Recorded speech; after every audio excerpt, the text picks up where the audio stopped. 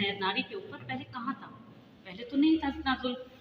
आप देख लीजिए, हर 20 उसमें जो है भाजपा के नेता, 20 से ज़्यादा नेता बलात्कारी हैं उसमें भाजपा के, जिन्होंने जी नाम गिना दीजिए कुछ।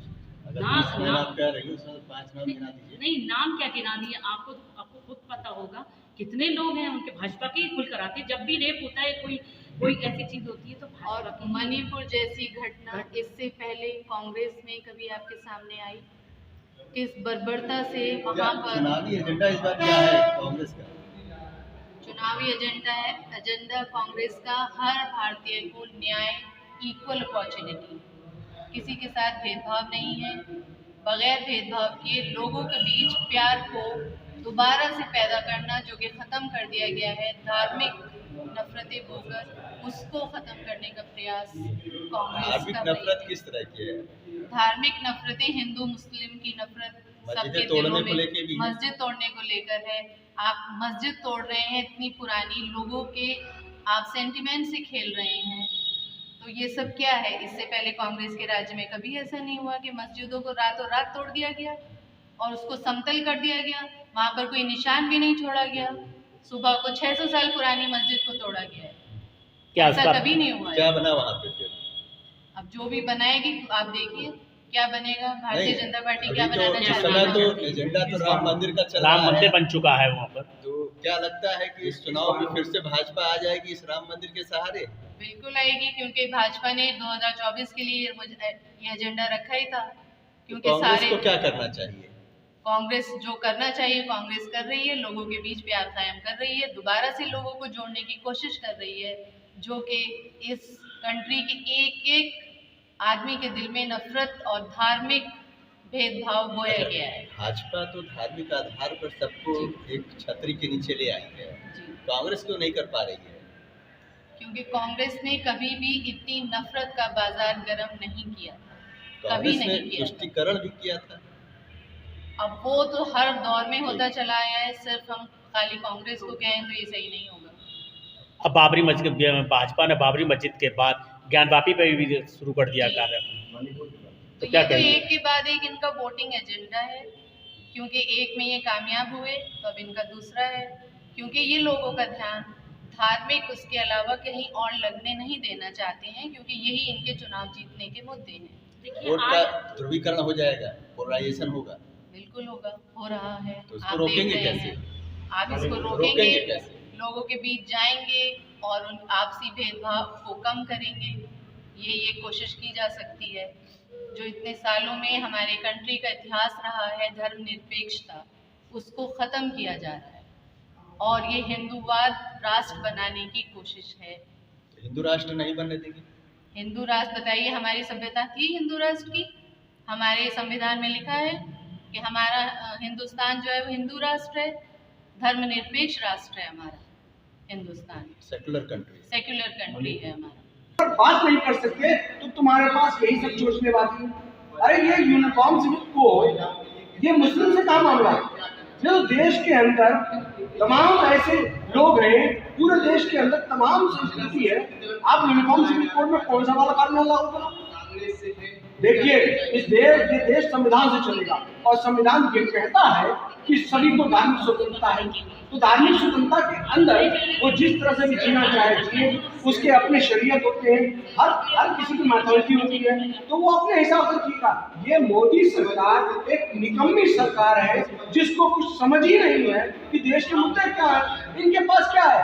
ये मंदिर के आड़ में छुपना चाहते हैं, ये यूसीसी के आड़ में छुपना चाहते हैं। अरे बताओ कि देश जो है इतना गरीब कैसे हो गया? गरीब आज 80 करोड़ लोगों को तुम्हें 5 किलो का अनाज क्यों देना पड़ रहा है? ये बताओ।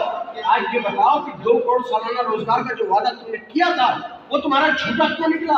2 करोड़ सालाना रोजगार तुम खा रहे हो, लोगों को बेरोजगार बना रहे हो। तुम ये बताओ कि तुम्हारी जो गारंटी थी ये 100 स्मार्ट सिटी बनाने की, वो कहाँ गई? तुम ये बताओ कि किसानों को तुमने डबल दूनी आय करने का 2022 तक वादा किया था, वो कहाँ गया? ये झूठे वादे तुम्हारे बताओ। और तुमने राष्ट्र की प्राचीर से कहा था कि 2022 तक हाउसिंग फॉर ऑल दोगे, क्या हुआ उस वादे का? अरे बात करो तो मुद्दे की। आज गरीब परेशान है, पूरा देश इस ऐसी नाकारा सरकार से परेशान हो चुका है और ये सरकार को उखाड़ फेंकने के लिए एकजुट है। आज महिलाओं पर अत्याचार, बेरोजगार, अरे बेरोजगारी बहुत किसान भाजपा में जा रहे हैं। अरे देखिए, इसी का कोई मामला हो सकता है, वो तो वैसे भी भाजपा के साथ मिले हुए थे, उनका कोई ऐसा मामला नहीं है। आप जहाँ ले जाना चाह रहे हैं, ऐसे तमाम लोग आते जाते रहते हैं, आया राम गया राम, बहुत लोग होते हैं। चुनाव नजदीक आता, लेकिन तुम्हारा गठबंधन अभी मजबूत दिखाई देती।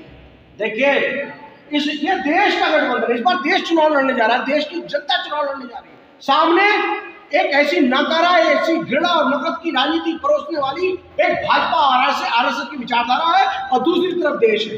दूसरी तरफ देश जो मोहब्बत और भाईचारगी, जिसकी देश के अंदर आत्मीयता ही भाईचारगी है। हम हिंदू, मुस्लिम, सिख, ईसाई सब एक ईश्वर की देन है, और हमको बांटने की कोशिश इस देश के अंदर नहीं हो सकती। और ये देश इस बात को बर्दाश्त बिल्कुल नहीं करने वाला। और हम ये कहना चाहते हैं कि ऐसी मोदी सरकार को, ये पूरा देश की जनता इस बार चुनाव लड़ने जा रही है। और कांग्रेस पार्टी के राहुल गांधी जी आज देश छोड़ने का काम कर रहे हैं। आज उन्होंने भारत जोड़ो न्याय यात्रा का पैगाम लेकर निकले हैं सड़कों पर।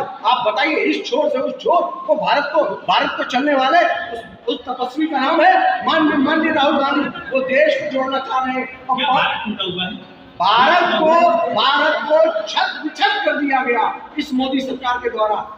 लोगों को नफरती बनाने के लिए सारी योजनाएं लागू की गई। नफरत इस कदर भरने का काम हुआ कि जो नफरती हो सकते थे उनको नफरती बनाने का काम किया गया। लेकिन आज भी मैं दावे के साथ कहता हूँ कि देश भाईचारगी के साथ खड़ा है। हिंदू, मुस्लिम, सिख, ईसाई आपस में है, भाई भाई। ये देश धर्मनिरपेक्ष देश है। ये मोदी सरकार संविधान खत्म करना चाहती है। सारा कृत्य इसका संविधान विरोधी है। आप देखिए, अभी चंडीगढ़ में के चुनाव पर जिस तरह से इन्होंने लोकतंत्र के अंदर चिन्हांकन किया संविधान का, उसको सुप्रीम कोर्ट ने अपना वक्तव्य दे दिया कि ऐसी लोकतंत्र की हत्या कभी हो नहीं सकती। ये ऐसी लोकतंत्र की हत्यारी सरकार है, संविधान पर कुठाराघात करने वाली सरकार है कि इसको देश की, आपके माध्यम से कहना चाहता हूँ, देश की जनता इसको उखाड़ फेंकेगी। क्या नारी, क्या युवा, हर आदमी, हर व्यक्ति, धर्म, मजहब एक अपना निजी मामला होता है, उसको पीछे छोड़कर ये देश की सत्ता को उखाड़ फेंकने का समय है। आओ अपने देश को बचाने के लिए एक हो जाओ, और ऐसी नाकारा जो विघटनकारी शक्तियां हैं, जो अंग्रेजों के दलाल कहा जाए तो इनको कम होगा। इन्होंने आजादी के लिए क्या किया? इनके लिए, देश की आजादी के लिए कोई कुर्बानी नहीं है। देश को बनाने में इनका कोई योगदान नहीं। भाजपा आरएसएस का क्या योगदान है? एक शहीद का नाम तो बताओ भाजपा आरएसएस का, जो मैं दूरबीन से नहीं देख पा रहा हूँ। क्यों नहीं है इंडिया गेट पे एक भाजपा आरएसएस से जुड़े हुए एक भी व्यक्ति का नाम?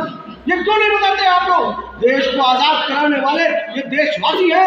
वही देशवासी अपने देश को बचाएंगे जो धर्मनिरपेक्षता इस देश की पहचान है। और संविधान हमारा धार्मिक ग्रंथ है, हमारा देश का ग्रंथ है। उस ग्रंथ को बचाना हमारा सबका कर्तव्य है, और देश के लोकतंत्र को बचाना हमारा कर्तव्य है। लोकतंत्र बचाने के लिए भाई साहब पत्रकार होते